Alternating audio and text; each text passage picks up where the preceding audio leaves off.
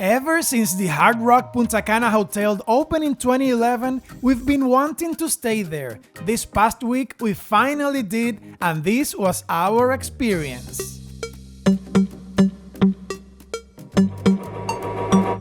Hello, travel bugs! As you know, this is the 21st Punta Cana resort we've visited and reviewed. Due to the massive size of the Hard Rock Punta Cana, we knew we had our work cut out for us. Our check-in was fast and smooth. The lobby was dark, filled with rock art and memorabilia, and reminded us of an airport. After checking in, a friendly staff member sat us with us briefly to explain the property map, which we welcomed because the map is quite complex. We were afraid she'd try to push upsells on us, but this was not the case, and after a few minutes, we were on our way. We went to have lunch at the main buffet restaurant, Market. There was a line to enter, as you had to wait for the hostess to assign you a table. This was our first time waiting in line to eat at a resort's buffet restaurant. After 3 minutes in line, we were seated.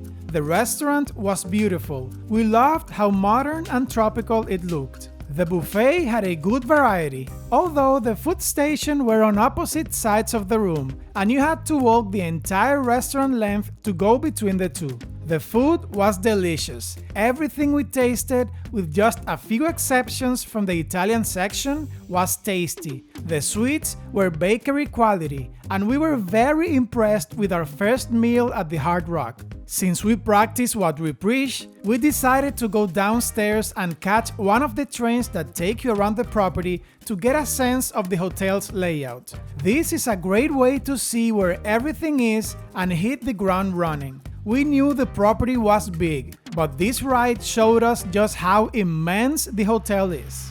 After the train ride, even though it was not the official check-in time yet, we returned to the front desk to see if our room was ready. Luckily, it was, which meant we could begin to enjoy the resort early. We usually take our bags to our room ourselves, but having been assigned a room in Building 8A and having just seen the distance it was from the lobby, we asked if someone could take us in one of the carts. We got a sense of the bellhop service not being fully fledged, and after a few minutes of waiting around, we decided to walk to our room.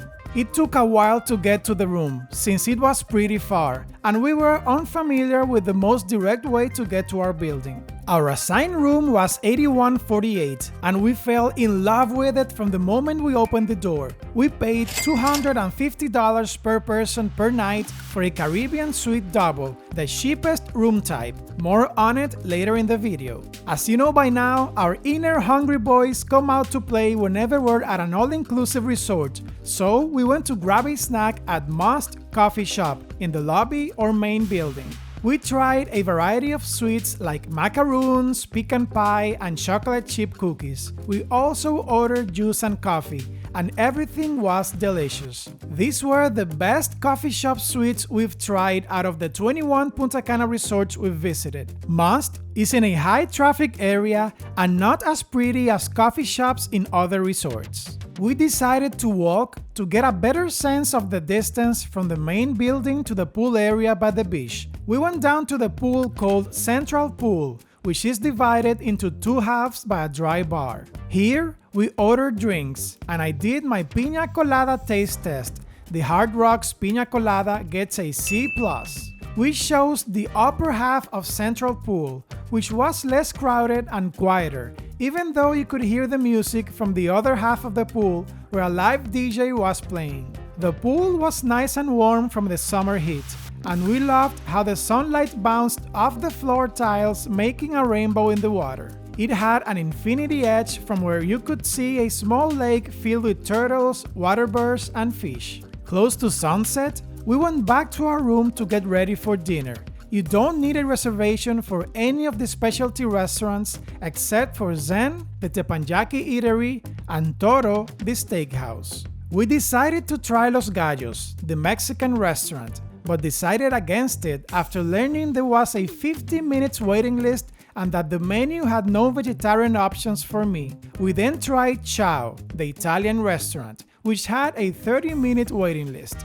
By now, It was apparent that waiting in line was an inescapable reality at the Hard Rock. There were lines at the buffet, the bars, the coffee shop, and the restaurants, some of which are too small for a hotel this size. Lines were common throughout our stay. However, we must give the staff credit since they kept them moving fast. Nearby, Bistro Med, a restaurant that serves Lebanese and Mediterranean food, had table availability, so we chose to dine there instead. The waiting service was slow, but the food arrived fast once we ordered. The food and desserts tasted delicious, and we knew right then and there that the Hard Rock's food was the tastiest of any resort we visited up to this point. After dinner, we went to Eclipse Terrace, where a neon party was going on. Nightlife is contained to the main building, where most restaurants are, so it's easy to find something to do at night. The neon party was a lot of fun. A DJ played great music accompanied by a live drum player, which made it more electric. The lights decoration was super cool, especially the floor, and people of all ages were having a great time. People also seemed to be having a lot of fun next door at the Moon Lounge, so we went to check it out. It was karaoke night, and the crowd was really invested. Moon Lounge is like a mix of resort discos and sports bars, and it was one of the most active places after dinner. We liked the vibe and spent the rest of the night here. Early the next morning, we went to the gym. It was ample and had good equipment variety, but we had to wait for machines a couple of times because there were many people working out. We arrived earlier the following morning at around 7:30 a.m. and fewer people were around, so we didn't have to wait to use the equipment we needed. If we were in charge of the gym, we would double up on the most used machines to solve this issue. After a workout, we had breakfast at Market. This time, we had to wait 9 minutes to be seated as the line was long, and we saw it was even longer when we left the restaurant. You'll also find a breakfast buffet every morning at 4 specialty restaurants: Chao, Bistro Med, Ipanema, and Los Gallos. There is also a small basic buffet at Must Coffee Shop. On busier days like this one, even this variety of restaurants seems insufficient for the number of guests eating at peak times. Breakfast was also very good, but the weaker meal at the Hard Rock as there was not much variety. We were eager to explore this huge resort further and headed to the Lazy River. Lazy rivers are one of our favorite resort amenities since they are very relaxing and can be fun if designed well. We noticed there were not many floaties available even though it was practically empty, but we eventually got our hands on 2 and floated away. The current is not strong, and we had to paddle or push our way through. There was a section where the river divided into 2 paths where the current was almost non-existent. This was not our favorite lazy river. Some resorts like Dreams Onyx, Royalton Bavaro, and Ocean El Faro have better ones. After only a couple of laps in the lazy river, we called it quits and headed to the beach. We made a pit stop at a truck bar to have a drink. The drinks were just okay, but we liked that they offered creative cocktails, not just the usual ones. The beach of the Hard Rock Punta Cana is stunningly beautiful.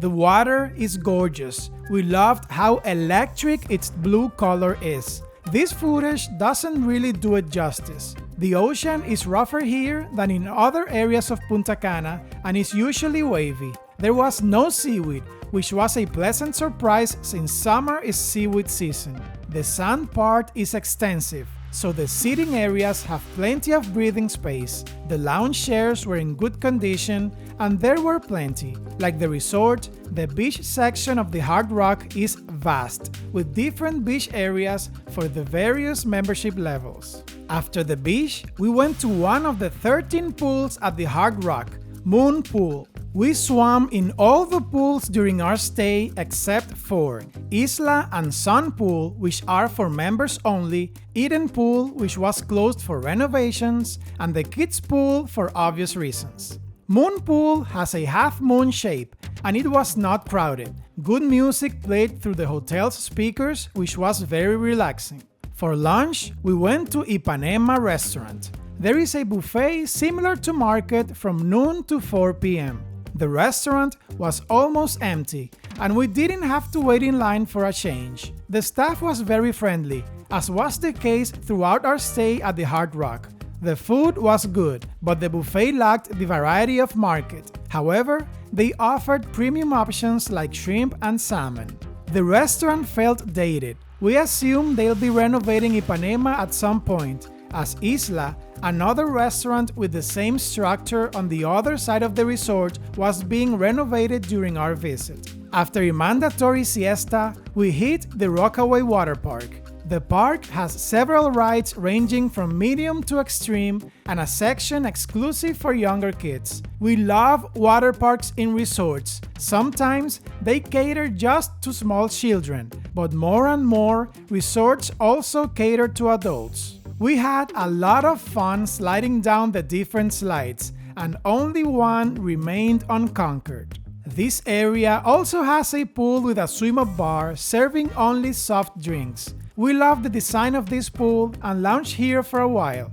As you can see, some pools have a blue tile design while others have a more modern white design. We believe they're remodeling the pools in stages to the contemporary design. A snack truck makes this area self-sufficient and invites you to stay here longer. Central Pool was calling our name. This time, we decided to swim in its lower half. The music played by the DJ was in full swing, and the song selection was good. After a while, he began taking requests, which made it more eclectic. This pool was busy, and we couldn't find lounge chairs, so we had to leave our belongings in the chairs by the snack bar. We decided to have dinner earlier than the night before to avoid long waiting lines. We chose Ciao, the Italian restaurant, and our strategy paid off since we were seated right away after getting a welcome drink. Ciao was big and beautiful. The service was friendly and attentive. We tried the pizza, which was a bit too thick for our taste, but the rest of our meal was restaurant quality. We always lower our food taste expectations when we go to an all-inclusive resort because we know the food is not as good as in regular restaurants. However, the food at Ciao and the hotel in general greatly exceeded our expectations. For dessert, we went for ice cream at Ice Cone. They have many ice cream flavors. Our favorite was dulce de leche. They also offer a variety of ice pops. This was one of the places in the resort we kept coming back to during our stay. After the delicious ice creams, we went to Moon Lounge, where there was a silent disco party. Everyone puts on wireless headphones, and you can listen and dance to music played by two different DJs on two channels. We wanted to stay longer until the party got going, but also to see the night show at 9 p.m. We decided to leave Moon Lounge early and head to the theater. The night's show was Rockstar's Night, a live band playing rock music hits. It started about 20 minutes late, but it was worth it. The band, especially the guitarist, sounded great, and the audience had a blast. They were obviously a professional band and not your usual resort band. After the show and a long day, we called it a night and retired to our room. And now is a great time to talk about the room. We fell in love with it as soon as we walked through the door. This is now my favorite Punta Cana resort room, dethroning the Lopesan Costa Bavaro, and it is John's second favorite room behind the Margaritaville. If you want a detailed room tour, please watch our Hard Rock Punta Cana tour video. The link is in the description. Here, we'll limit our discussion to what we liked and didn't like. We loved how big it was. The room is divided into 4 distinct areas: bedroom, living room, bathroom, and balcony, and it feels more like a studio apartment than a hotel room. The bathroom is separated from the rest of the room by a door for ultimate privacy. It has double vanities and is well illuminated. The shower is huge and has our favorite kind of shower head, a rain shower head. We loved the Nespresso coffee machine, which we always use more than a drip coffee maker.